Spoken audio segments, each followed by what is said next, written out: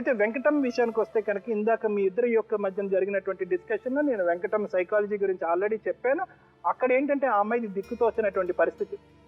20 సంవత్సరాల పాటు కాపురం చేసినటువంటి ఇంత నమ్మకం పలికినటువంటి భర్తను ఇప్పుడు నమ్మాలా, లేదా ఇక నుంచి ఇతను అపనమ్మకంతో ఇంకా మిగిలినటువంటి జీవితం ముందుకు సాగించాలా అనేటటువంటి ఒక క్వశ్చన్ మార్క్తో బతకవలసినటువంటి పరిస్థితి.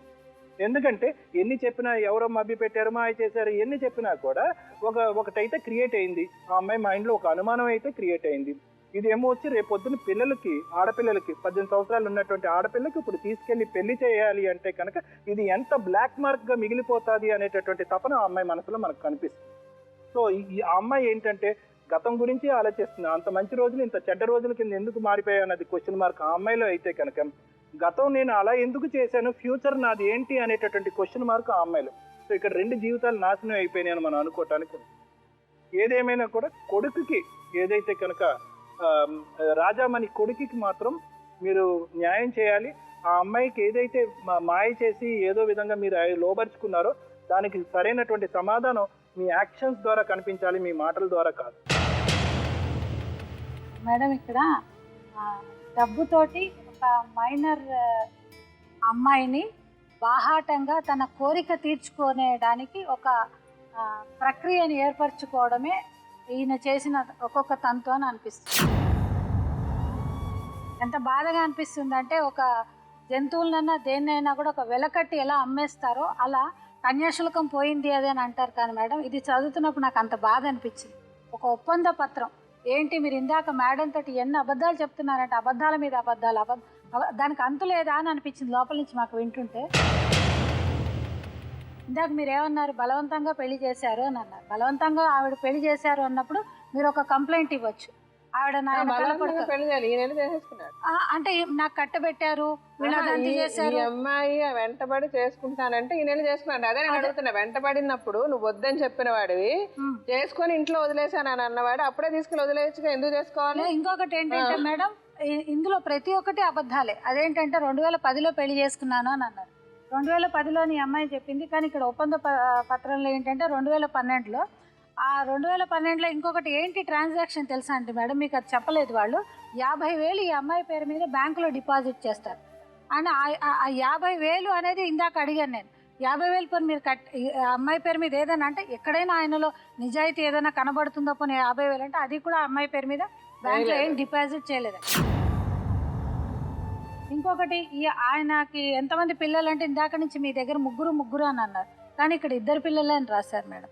అంటే ప్రతి ఒక్క దాంట్లో కూడా నాకు 2 పిల్లలు ఉన్నారు. ఒకవేళ నేను కానీ నా మొదటి భార్య పిల్లలు ఏదైనా నీకు ఇబ్బంది పెడితే 5 lakhs అనేది నేను నీకు కాంపెన్సేషన్ ఇస్తాను అని చెప్పేసి కూడా ఇందులో రాశాను. పెళ్లి తర్వాత పెళ్లి ముందా? పెళ్లి తర్వాత.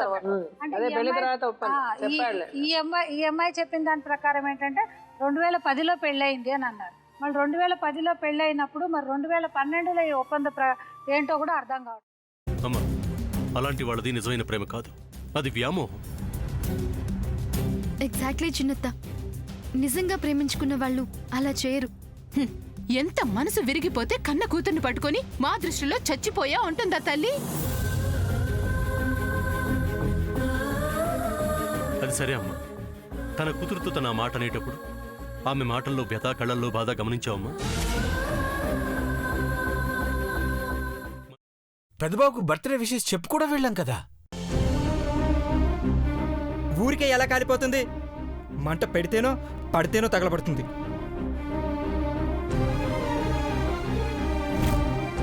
కరెక్ట్ చిన్నబాబు, నీకొచ్చినట్టే నాకు డౌట్ వచ్చింది. పార్వతే షర్టును తగలబెట్టిందనుకుంటా.